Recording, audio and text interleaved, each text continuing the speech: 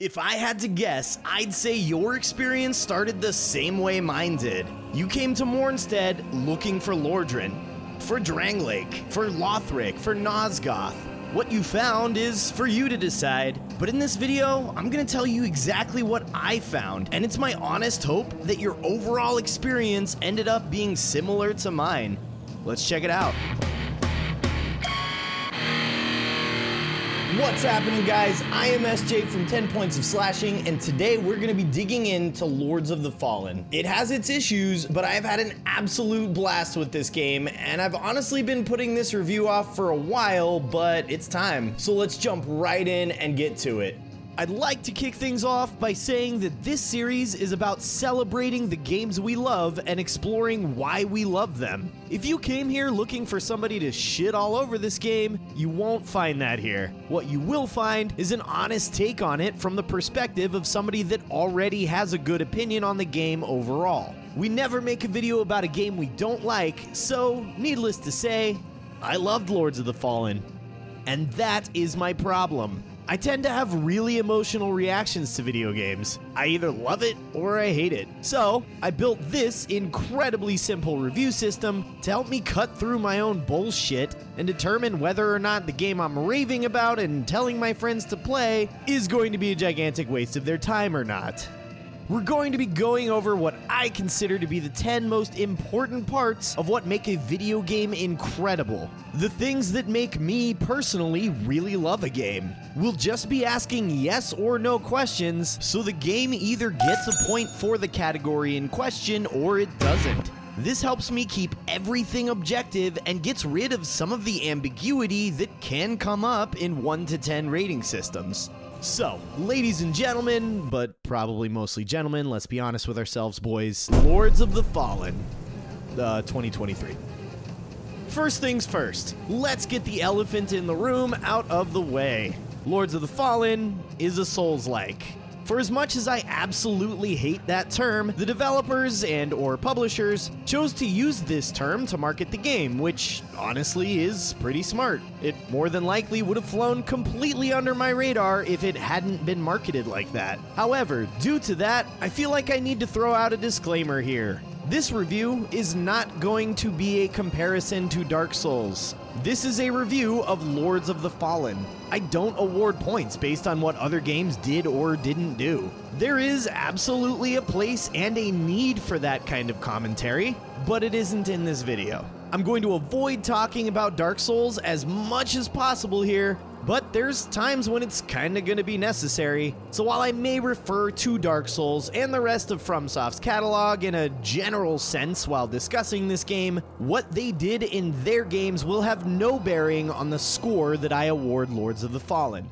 So, with that out of the way, let's get to the first category in the review, which is hilarious in the context of Soulslikes: story.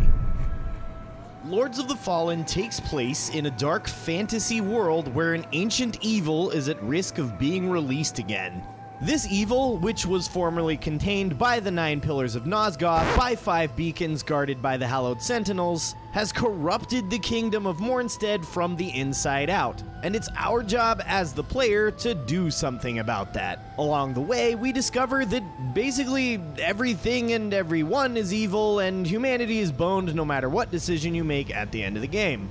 I'll open this section up by saying this. I think the story in Lords of the Fallen is absolutely incredible, but I think the storytelling is absolutely dog shit. Here's my issue with this type of storytelling. It doesn't allow me to get invested in the conflict or the characters, which are the 2 categories I'll be scoring here. In this type of story, there are so many questions that go completely unanswered by the conventional method of video game storytelling. In order to get the full picture, you have to go find those answers, which are scattered throughout the game in some really weird places, and piece things together yourself. And yes, this is an awesome way to encourage the player to explore the world, find answers for themselves, make their own decisions about what they believe within the lore of the world. It gives the player a sense of agency in the world itself, which is incredible. There's absolutely a market for that, and I do occasionally find myself really getting into that search for answers. My problem is that I don't need that sense of agency. Nor do I want it. What I want is a good story that unfolds in a natural way in front of me. A story that gets my buy-in just based on what is happening or who it's happening to. And as I said, somewhere underneath the obfuscation in Lords of the Fallen, there's one of the coolest goddamn fantasy stories that's been written in the past decade. But we don't get it. Instead, we get what I call a half story. And in a half story, where things are purposefully obscured, I just don't have enough information to care about the characters or the conflict. So let's talk about that. To award the point for characters, I asked 2 questions. Do the characters in the story have their own unique and clearly defined personality? Something that separates them from everyone else in the game or just generally makes them unique and memorable? And do I care about them? Because if they're just generic and soulless, I'm probably not going to be too attached to them. When we take a look at the kind folks in the world of Lords of the Fallen, I find myself running into that half-story problem. These people seem like they could be cool, they seem like they have an interesting backstory, but even when I get the full picture of somebody's backstory, they either just don't have any development throughout the game, or I just still don't know enough to care about them. Case in point, I think Dunmire has the coolest side quest and some of the most character development in the game, and honestly mad props to his voice actor. We basically know 2 things about Exactor Dunmire. 1, he's a devout follower of the Church of Aureus, and 2, he wants you to bring him a bunch of heretical shit so that he can purge it.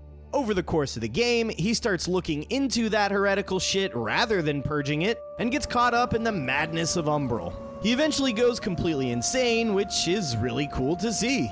The issue that I have with Dunmire is that first point. He's a devout follower of the Church of Aureus, and that's his entire character. Generic name brand paladin guy who eventually goes nuts. Cool, man. If he showed up throughout our journey from time to time and offered some kind of paladin-ass wisdom, picked us up when we were down, left his office in Skyrest and had a stronger presence in the game, then I'd absolutely care about him.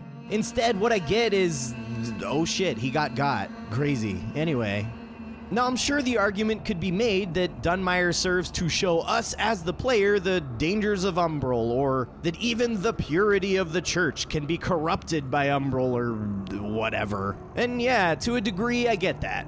But the fact of the matter is, the game doesn't really make me give a shit about Dunmire, the character behind that.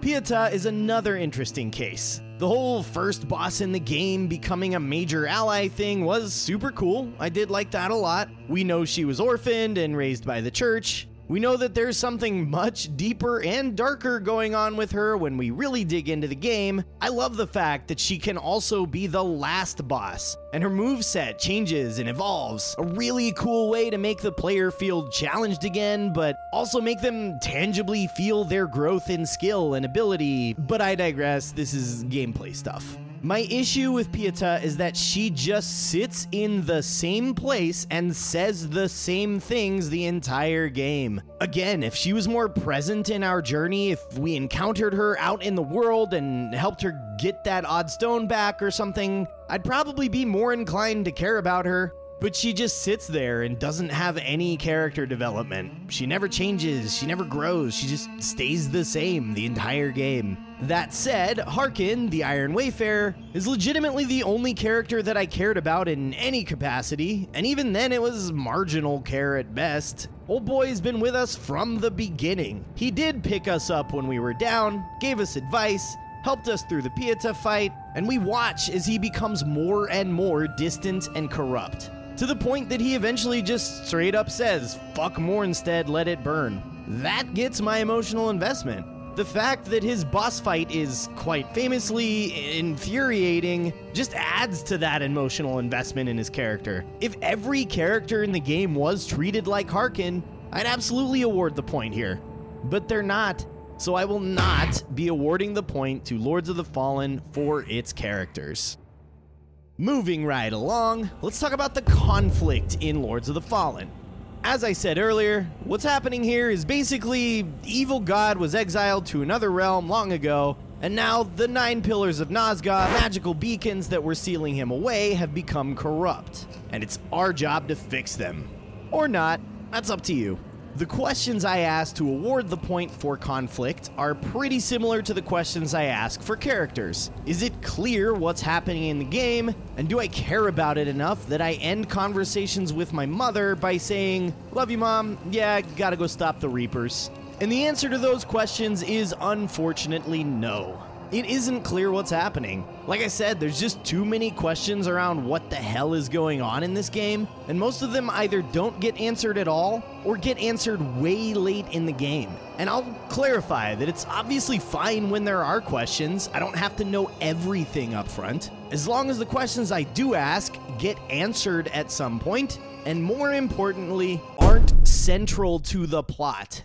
If I have to ask, why am I doing this to begin with? If I'm not clear on the entire reason my character is on his or her journey, I'm sorry, but I think that's piss poor storytelling. With all that said, Lords of the Fallen does have some incredible moments. I'm not gonna take that away from the game. And as a general rule, I think this conflict is far clearer and far more compelling than the conflicts in several other Souls-likes. I have taken the time to dig down and explore every nook and cranny of the game to uncover that lore myself, and I do think it's awesome. I just hate how it's presented. Unfortunately, when I think of games with a great story, Lords of the Fallen does not make that list. I will not be awarding the point for the conflict. Moving into our next section, let's talk about gameplay. I like to keep this one simple, because honestly, I think it is pretty simple. A video game's gameplay is either enjoyable or it isn't. So let's go ahead and just jump right into it. We know that Lords of the Fallen is a Souls-like, and with that comes a relatively clear picture of how the game plays. So, our first category for gameplay is the game fun. I'm gonna go ahead and reiterate that 10 points of slashingism that I like to say at the top of each of these reviews. We never make a video about a game we don't like. So I feel like the answer to this one is obvious, but necessary in the review nonetheless. Is it fun? Yeah, definitely. But again, to be fair, I knew that it would be going into it due to its marketing. I knew that I liked Soul Reaver, I knew that I liked Souls games, and I knew that I liked fantasy RPGs in general. Here's a few highlights, things that I already thought were fun before playing this game. Use melee weapons, bows, and magic to kill bad guys to reap their souls. Navigate interconnecting levels to find checkpoints and avoid death so that you can bank your souls in at those checkpoints and level up, thus becoming stronger. Wear whatever you want and look cool as fuck all the time because armor doesn't do anything for your stats. Take down increasingly challenging bosses, some of which have their own unique gimmicks. Beat the game, save the world, somehow, then start over and do it again. The usual suspects. Lords of the Fallen does add some incredibly fun new mechanics to the formula that I will bring up in later categories. This question here, however, is again very simply, is it fun? And the answer is very simply, yes. Lords of the Fallen gets the point here. Next up in gameplay, is the game challenging? Like I talked about already, it's a Souls-like, so we know going into it that challenge is going to be a significant and integral part of the game. So the real question I'll ask here, is this skill-based challenge or luck-based challenge? Is it hard because the onus is on the player to build the skills necessary to win, or is it hard because your victory is a random number in the game's programming and you just have to get lucky? And honestly, I answered that question for myself after the first boss fight in the game. Pieta, at first, completely kicked my ass. Let me go ahead and clarify here that I downloaded and started playing this game on December 19th, 2023. It's my understanding that at that time, several bosses and combat encounters in the game had already been massively patched. Some bosses were buffed, some were nerfed, so bear in mind as I talk about this that the challenge in my Pieta fight may have been increased or decreased from the point at which you played the game. I spent my first attempts trying to figure out her attack patterns from a distance because I have never been confident whatsoever in my ability to parry. I was using a longsword with no shield because that's just how I roll,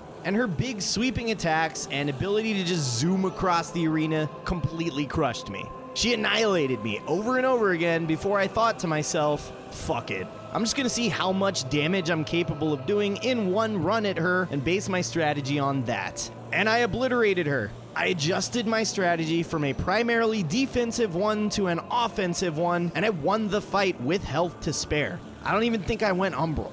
And that experience taught me everything I needed to know. Pieta showed me point blank and right up front that this game was not about artificial challenge. These were fights that were going to make me think about my approach and adjust it to fit the needs of the situation. Fights that were not insurmountable, you just have to be able to adapt.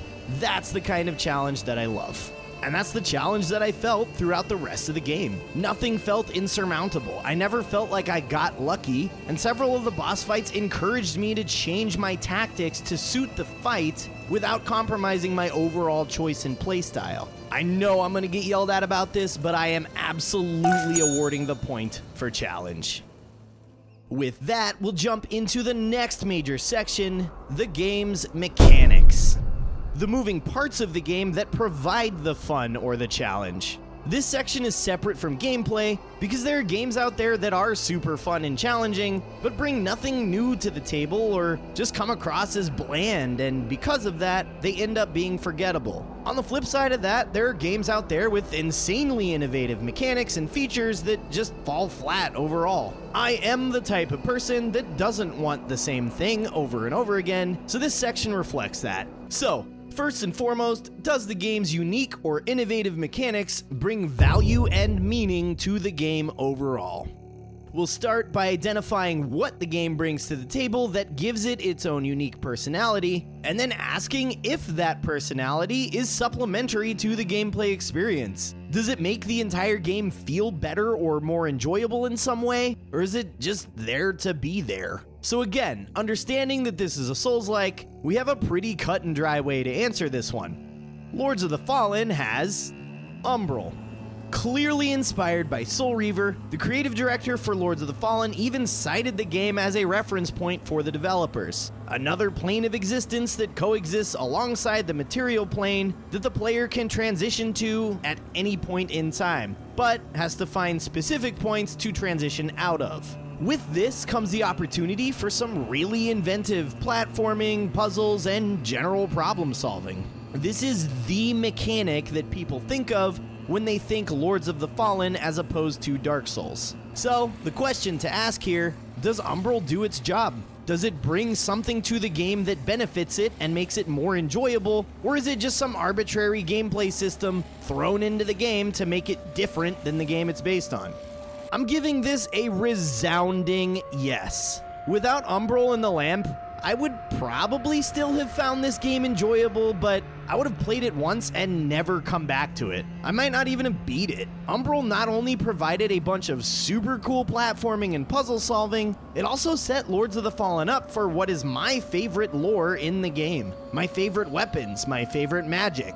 Umbral is one of two things that absolutely makes this game for me. I'm going to award the point for meaning and value in mechanics on Umbral alone, but I do want to mention that even with all of that said, I definitely feel like Umbral had way more potential than what we saw in-game. If the lamp is going to be a staple of this franchise moving forward, I really hope we see some more creative and inventive puzzles and platforming sequences that make use of Umbral in the future. And lastly, I'd be remiss if I didn't talk about the co-op. This is the other of two things that completely make this game for me. At the beginning, I said I'd only talk about Dark Souls when I felt like I needed to, and this is definitely one of those times. I love that Lords of the Fallen incorporated seamless co-op into this game. It's about fucking time. There was definitely jank to it at release and even as far as December when I started playing, but as of September 2024, it works smooth as silk for me, and I love being able to help out other lamp bearers and rack up souls completely risk-free. For the next category in mechanics, does the game feel rewarding? Basically, what I'm looking for here is a sense of satisfaction in the gameplay itself. Most of the time, this comes from some kind of sensory feedback, like audio. The best example that I've been able to find for this is, ironically enough, backstabs in Dark Souls. The sound effect, the camera shift, the iframes, the massive damage you do when you nail one. It feels fucking great when you're able to land a backstab. So, does Lords of the Fallen feel good to play? One of the things I noticed in the game immediately is that weapons feel heavy.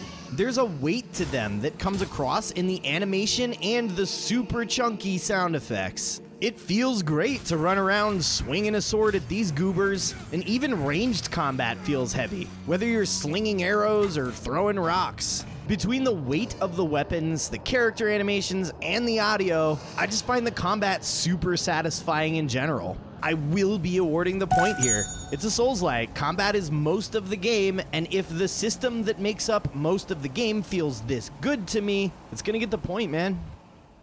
Next up, replayability. A massively important part of my enjoyment of a game is in its replayability, especially in a fantasy RPG. And due to the fact that this game falls into that category, I'm honestly going to be harsher with it than I would be with any other genre. So, for our first category here, can I go back and take a different approach to the game on a second playthrough, and does the game make me want to? Because of the massive fantasy RPG nerd that I am, I have a rotating cast of characters that each have different classes and use different weapons and armor and yada yada yada. And I like to play each of them in games like this. So rather than asking, can I and do I want to, which is an obvious yes and an easy point for a Souls-like or fantasy RPG in general, what I'll ask instead is, when I take a different approach, does it actually feel different? Does playing my mage make the game feel different than playing my rogue or my warrior? Yeah, absolutely. I will admit that some of that feeling may be completely artificial. It might just come from the fact that I'm using different gear and so I look different. So my brain tells me the game feels different. But at the end of the day, Lords of the Fallen does accomplish that feeling, and there are definitely other Souls-like where playing a rogue isn't really viable at all, and playing a mage is just playing a warrior, but with magic sometimes. I don't have that issue here, so point awarded for different approaches. Another thing that keeps me coming back for more is a sense of accomplishment and pride. Souls-likes generally accomplish that in their boss fights and level of challenge alone, so it's safe to say that if a game gets the point for challenge, it'll get the point for this as well. However, this review system was built to reflect very specifically what I like in video games, and the old achievement hunt is a huge part of my enjoyment of them. So let's talk achievements. As of the recording of this audio, I have 8 achievements left, and I've absolutely loved the journey. I love that the achievements on the list encourage me to play through multiple times. And for as insanely frustrating as quests in Souls-likes tend to be, I love that I have to plan. I have to strategize. I have to make notes for myself in my phone to not go up the lift to Upper Calrath or not enter Brahma's Castle or whatever. What it does is force me to play the game more, thus nailing replayability. And the sense of pride that I've felt when nabbing an achievement that I had to make a plan for is huge. I love it, and I'll absolutely be awarding the point here. And the final section, engagement. The questions I'll be asking here. Do I feel engaged in this game while playing? Does the game present a world and gameplay within that world that make me feel like I've left my reality to become a part of the game's reality? As I said earlier, I'm an emotionally reactive kind of guy. It really isn't hard to nail engagement for me because if I'm playing the game in the first place, I'm probably already invested anyway. So what I'm really looking for here is things that take me out of the experience of playing the game. Disqualifiers as opposed to qualifiers. The first category we'll talk about here is the obvious one. How is the game's immersion? Like I said, I'm a cheap date here. It isn't some crazy feat for a game to make me feel immersed. All I really need is that the game doesn't overtly break my immersion over and over again. If I repeatedly become suddenly and violently aware of my suspension of disbelief, that's usually a red flag for me as far as this category goes. And the only time that really happened was the triple threat at the end, where if you complete the right side quest, You go from your victory fighting this, the creature that has been hunting you since the beginning of the game, that has 4 arms and rides a fucking 3-headed dragon, to getting your ass repetitively handed to you by this arrogant little rich kid. My immersion definitely shattered at that point, but that's really the only time that happened, and the game's overall sense of immersion was definitely defined by the incredible audio design and lighting. Lords of the Fallen has this super weird balance of being crazy dark, but also having just enough light to see what I need to see. It feels, I don't know, realistically lit. There's an issue I have in some games where instead of it being dark at night, it is in fact blue at night. And Lords of the Fallen didn't have that problem to me. That appropriate level of darkness, coupled with the incredible audio design in this game, makes for some super tense moments that draw me right into the screen. So yeah, 100% point for immersion. The last category that we'll discuss before we jump into the final scoring is pacing.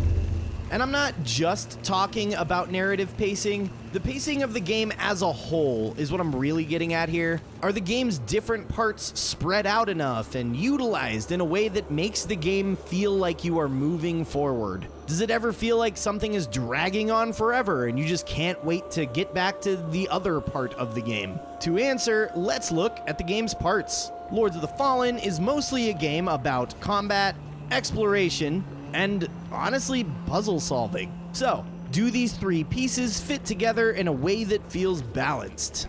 Yeah. In fact, I think the game does a really good job of balancing each piece. No puzzle section felt too long, there was just the right amount of tension while exploring, and when it was time to explore or puzzle solve, the game typically reeled it in on the combat. I will say that it's my understanding that at release there was a massive problem with enemy density, but again, I started playing 2 months after release and they had nerfed it at that point. Which brings up one more thing I want to say. Props to the devs on this game, man. They've been super responsive for the entire duration of the game's lifetime, even rolling out massive game-changing updates because people want things a certain way. This is a developer that listens and isn't afraid to make adjustments. If the enemy density had stayed as bad as it was at release, I'm sure I would not be awarding the point here. That's exactly the kind of thing that can make combat feel like a slog and screw up the pacing. With that said, I do play with the modifier that reverts enemy density back to what it was at release, and I don't really notice any game-breaking changes. Maybe it isn't actually what was at release, but I don't know, the developers adjusted it. Either way, I'll definitely be awarding the point for pacing. So here we are, the final scoring. Ladies and gentlemen, 10 points of slashing gives Lords of the Fallen a good and honest 8 out of 10. Which I think is totally fair, and pretty reflective of the rest of the games reviewed in this series thus far. Again, the whole point of this system is so that I can be honest with myself about games that I know I love, and the only real complaints that I have about Lords of the Fallen are the things that Dark Souls just did better, which is pretty much just backstabs. Fuck, I miss backstabs. In all seriousness, there are definitely a few things that Lords of the Fallen dropped the ball on as far as Soulslikes go, but when all is said and done, I think that this is an absolutely incredible title that deserves to stand on its own and out from under the shadow of Dark Souls.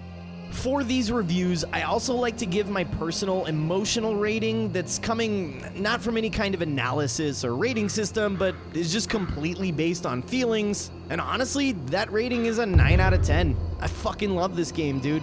I am definitely calling myself a fan of the franchise, and with rumors of a sequel in development, I'd like to close this out with some things I hope they do better in the future. More dynamic and complex Umbral puzzles. Some kind of stealth mechanic would be rad. A similar armor purchasing system for the Umbral and Inferno factions, for lack of a better word. Dunmire sells Radiant Guy stuff throughout the game, and I think it'd be really cool if there were mirrors of that system with Umbral and Inferno. And finally, a spell that applies the Frost status effect. There's spells that apply Bleed, Smite, Poison, and Burn, so it'd be nice if there was one for Frost. With all that said, even if they gave us this same exact game again, changing absolutely nothing about their formula, I'll still buy it. and I'll probably still love it. I came to Mornstead looking for Lordran, for Dranglake, for Lothric, for Nosgoth. But honestly, what I found is Mornstead. A new world that will stand side by side with the other incredible worlds that I've held dearly in my heart for years.